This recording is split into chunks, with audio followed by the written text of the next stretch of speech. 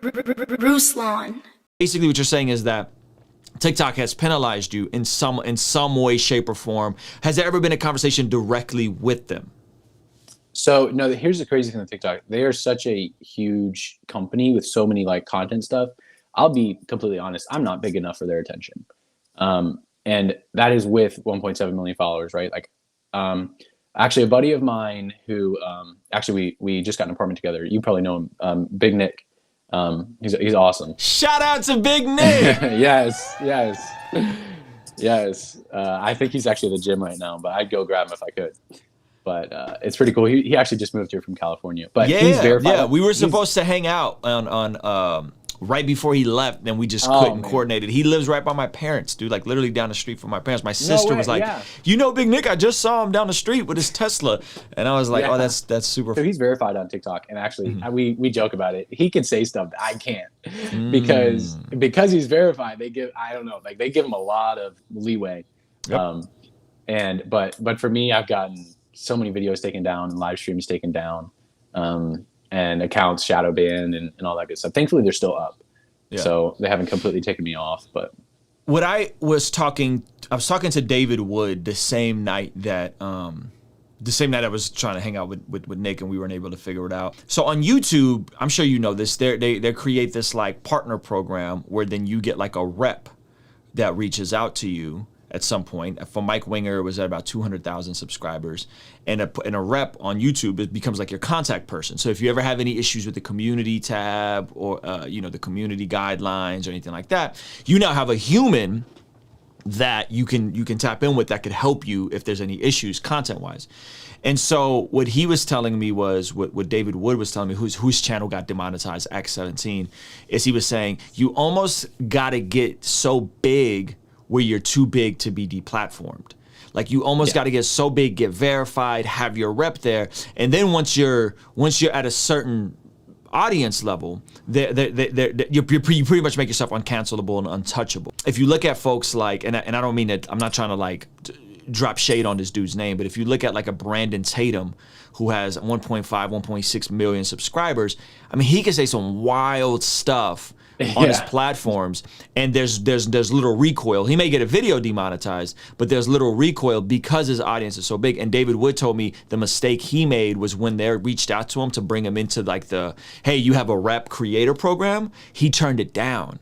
And so when then they started messing with him for demonetization and demonetized his whole channel, he had no way of fighting back because he relinquished the opportunity to kind of get in good with them, right? And so I think it's there's some degree of probably with TikTok it's the same way, right? But do you feel censored? I think that's the question that I have for you, because I'll be honest, I don't feel censored on YouTube. However, I'm also just wise. Like I'm not gonna make a video and put that in the title. You know what I'm saying? Like I'm not like I just did a video on Demi Lovato. I didn't put something like that in the title. I didn't put alphabet people in the title. Like I intentionally am shrewd. And Jesus said, "Hey, be innocent, be as innocent as snakes. Be as innocent as doves, as shrewd as snakes." So do you feel there's a degree of censorship happening to you, Gabe, whether on YouTube or on TikTok? Because again, 1.7 million TikTok, 160,000 subscribers on YouTube. Or do you just feel like you just kind of got to navigate within certain parameters? Honestly, you brought up a really good point. You got to be wise. And actually, I'll be humble and just say this. I probably should not have said the things that I said on the live stream if I wanted to keep that live stream being on platform, right? Like it goes both ways, because ultimately I could have worded it in a wiser way that wasn't that way so that it wouldn't have gotten taken down. Now, that being said, there's still a line, right? Like we don't want to always say that and then all of a sudden we water down the gospel. Like we need to make sure like we're still preaching what we need to preach, but also it is like their platform, right? Like I didn't have anything to do with creating TikTok. Like, so, it's like we do have to, you brought up a good point. We do have to be wise. I mean, there's titles that I'll like change up like the words. I mean, I did one video about sex, teaching young kids the truth of it and God's truth, and I spelled it like SEGGS, stuff like that. Like just So, yeah, you gotta be shrewd. You gotta be shrewd. You gotta be wise. Yeah.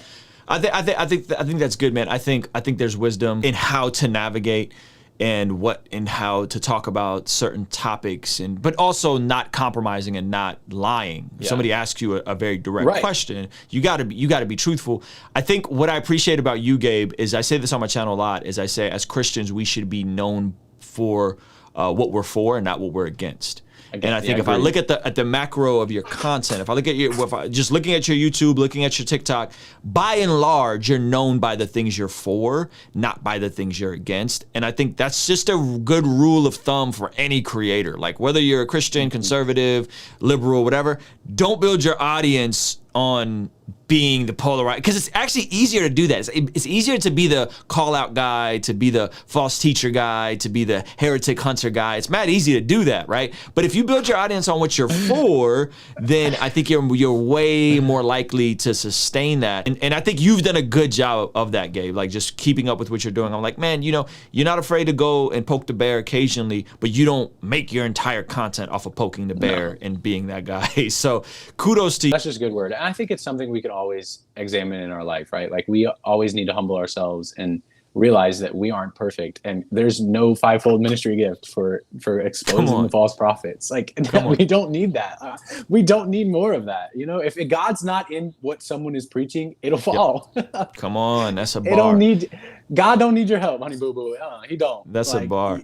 You're not that. So that's a good one. Yo, Gabe, I'm not sure if you know this, man. Over 44% of the people who watch this channel are not subscribed. So if you're watching this right now, you're finding value from this, hit the subscribe button and the bell notification. And while you're there, guys, give this video a like. It helps a ton with the YouTube algorithm. Okay, now Kingstream Entertainment. Ruslan. An overhaul. Joshua the king came down and bore it all. Conversations front of the fireplace. I know a few things, never claim to know it all. Conversations front of the fireplace. Joshua the king came down and bore it all. Conversations front of the fireplace. I know a few things, never claim to know it all.